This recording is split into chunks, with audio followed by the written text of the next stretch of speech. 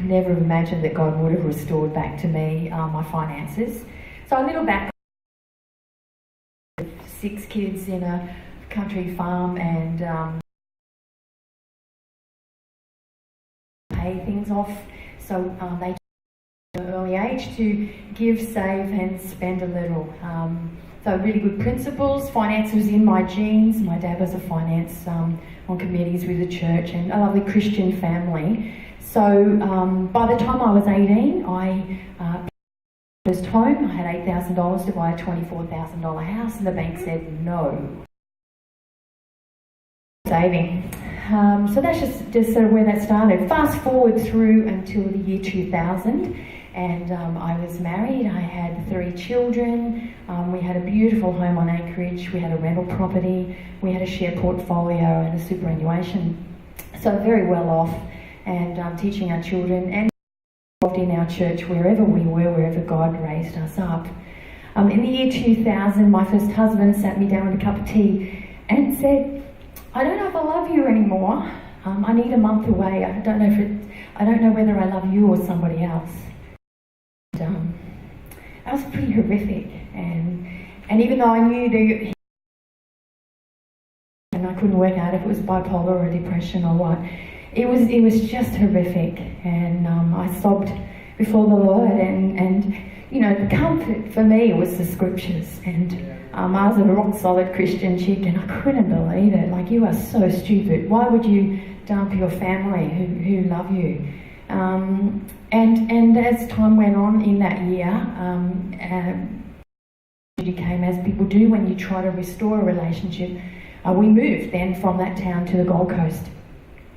And I call it bouncing back. You know, when I landed on the Gold Coast, God had a job already lined up for me at King's Christian College, and a finance job. And I love finance, I love maths, I love helping, and I've always helped people with finances. So there we go. 2002 was the Gold Coast. 2004, our marriage was an absolute mess.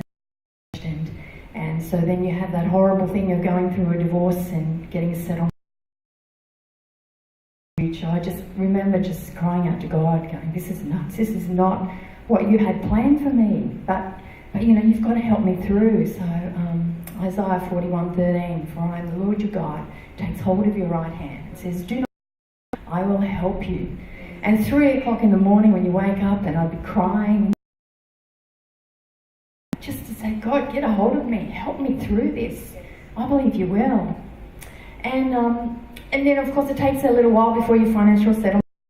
And I was done. I was just absolutely exhausted. I couldn't think of where we were going. I had to sell the family home.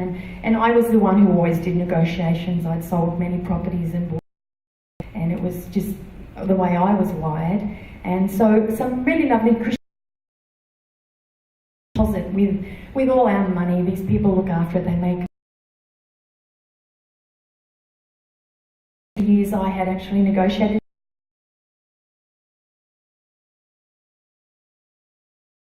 months later because I couldn't get my money out, and then the next month I found that I just lost everything. Hundreds of thousands of dollars. I was just on the floor sobbing, and I just, in terms of that, me, who's so clever with finance, and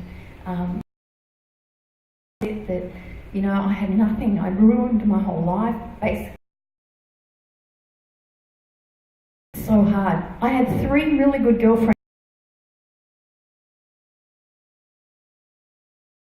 I just encouraged me. Every day we start again. So every day I just started, and the journey of renting a home and having my homestay students, and my daughter and I sharing a bed. We could rent the rooms out and have enough money come in to pay the rent and the food, and I just started to save my wage and save my whole wage, and still always in ministry, still always in the house of God, and just going. But there were times when I would say, "God, this is what you have for me? Are you sure? Like, this is not through this." And And one of my girlfriends said, Elaine, there's going to be an amazing ministry come out of what God's taking you through. And I hung on to that, going, God, you've got to bring some good out of this. This is horrible. Who would ever want to go? You wouldn't wish it on anybody. So that was 2000. And my joy in saying within stolen. Wow. And now it's a real snowballing of God blessing me with more. Be more giving, be more caring, and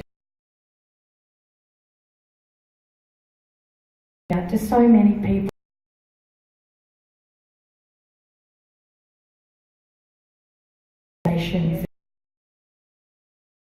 And just to hear my story is hope to so many. At least there's, at the moment.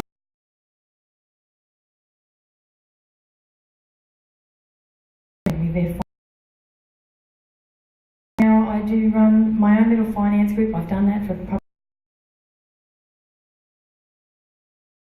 probably how to buy things. So praise God that I could never have imagined what He has brought out. I just give Him all the glory and honour, and thank you.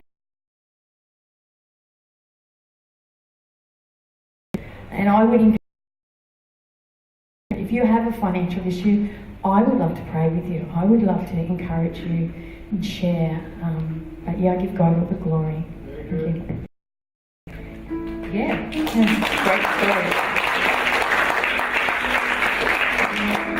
And I guess you also would never have imagined that a tall, dark, handsome man would come into your world as well. That must be the blessing on top of the blessing. He would restore. That's been the best part.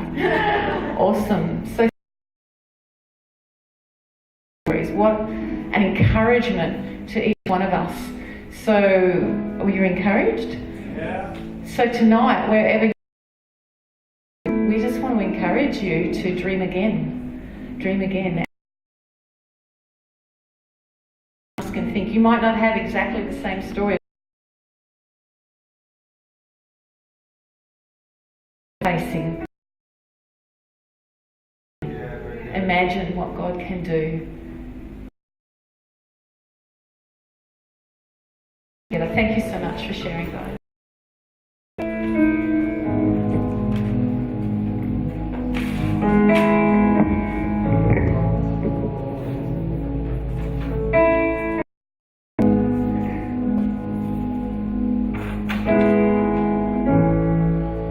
Walking around this world,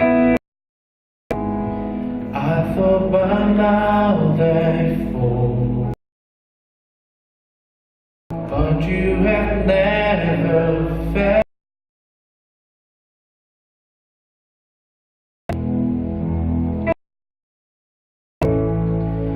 Ready for a chance to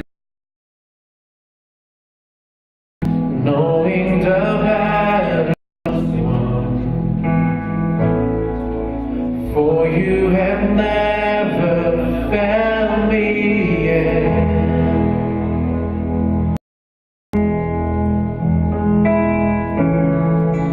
Promise, breath is your faithfulness.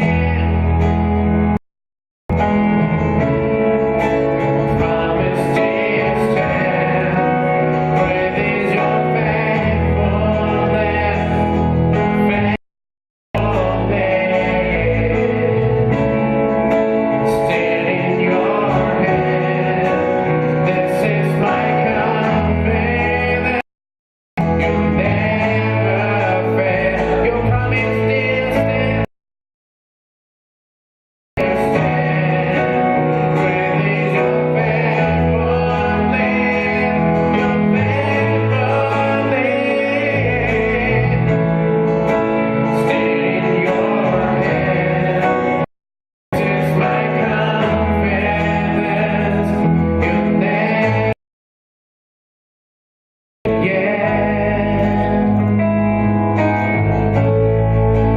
never found me yet.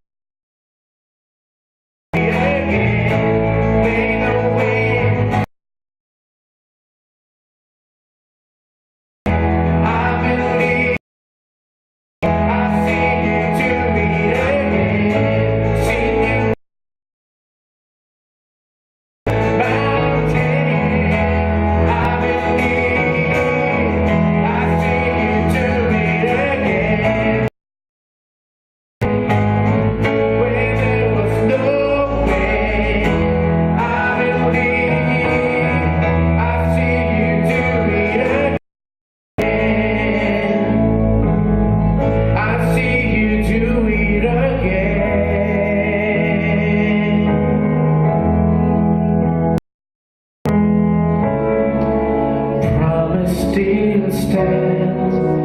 Great is your faithfulness, faithfulness.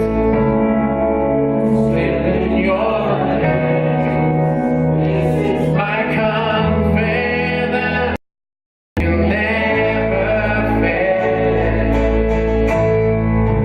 Promise still stands. Great is your faithfulness.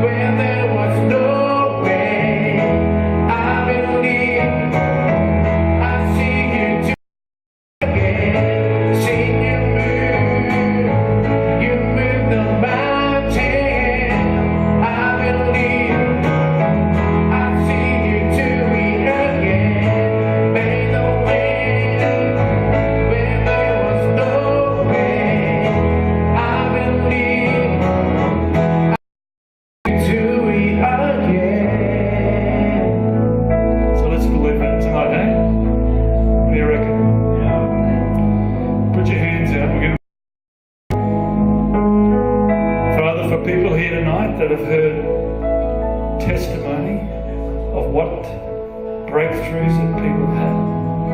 And I know that there are more people here and people watching online right now that also need a breakthrough. And so, Father, as we've just sung, we thank you that you can move mountains, and we pray for that mountain moving ability in people's lives tonight.